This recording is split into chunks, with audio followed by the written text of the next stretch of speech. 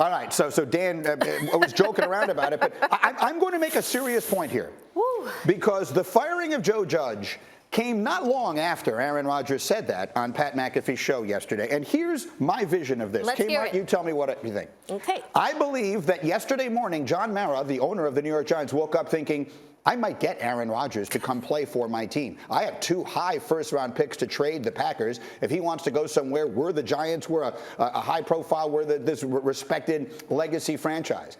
And then in the afternoon, someone knocks on his office door and says, hey, just in case you didn't know, Aaron Rodgers just mocked your franchise and your head coach. I mean, just basically made you sound like a bunch of boobs. There's no way in the world that he's coming here. And John Mara, and I don't mean this almost seriously, was like, okay, we got to make a move here. Like, I think it's one thing when it's pundits, when it's Domonique or it's me or whoever it is that's saying you got to fire the coach. When Aaron Rodgers, the MVP of the league, is openly making fun of your coach, I think you actually have to consider doing something. Yeah, rest in peace to Joe Judge's tenure in New York, because once Aaron said that, because it validated, it's not just media just making a big deal or being negative. It's, oh, actually, my head coach does not know what he's doing. And that's the most surprising thing to me, that I think I made this joke on Get Up last week or the week before, that Joe Judge might actually talk himself out of a job. I said that facetiously, but I think based on how he's carried himself in press conferences, and then the QB sneaks, how he's played, calling other organizations clown shows when, bro, I think we need to just kind of read the room a little bit and see what's really a clown show. It's just the Giants, if they were named the New York football team, we would be talking about them like we talk about Washington or Jacksonville, or how we used to talk about the Jets. Covered the Jets for a long time, but they actually look a little stable compared to the Giants right now, and that's a huge shift in this market. Nate? Yeah, I mean, I think that maybe he didn't make the decision based on what Aaron Rodgers said, but what Aaron Rodgers said, I think, is emblematic of the feeling around the league, and I think that certainly influenced the decision.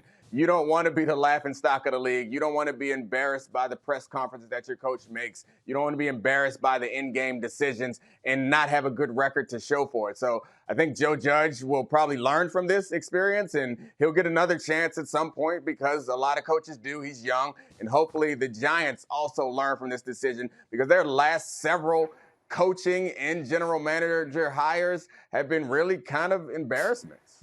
Look, their last 3 coaches have now lasted 2 years, 2 years, and 2 years respectively. Tim, go. I'm not sure he gets another job to be a head coach. I think I would push back on that. Here's the funny thing about it. I actually think that he was going to survive this without the ranting, post-game, kind of just whatever that was, to Kimberly's point about talking himself out of a job. I think that was eye-opening, and I think the other aspect of it is the finish. When you lose games, matters as well. And so I actually think he was close to surviving this until those things happened. And it's probably a good thing for the Giants going forward that those things did happen and they decided to move on. There was nothing about this football team that was showing you that they were improving or getting better. Look at some of the other situations. Like, just take Detroit for an example, okay? Detroit is obviously not a perfect situation. But look at the way that team has kind of rallied and played hard and just done a nice job competing throughout the entire season. Like, that's different than what we saw in New York, and that was a problem.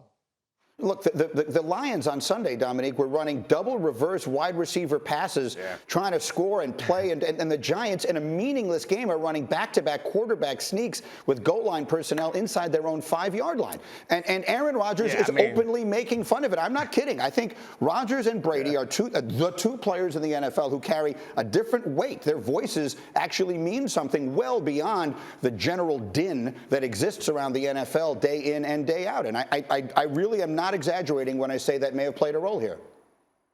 Yeah, and I think that we should commend Aaron Rodgers for using his platform for good. He used his platform to free an organization of a problem and to make a situation better for a lot of players. So I today want to stand and applaud Aaron Rodgers for helping us, or helping everyone, football fans around the world, to get a little bit better football out of the New York Giants next year.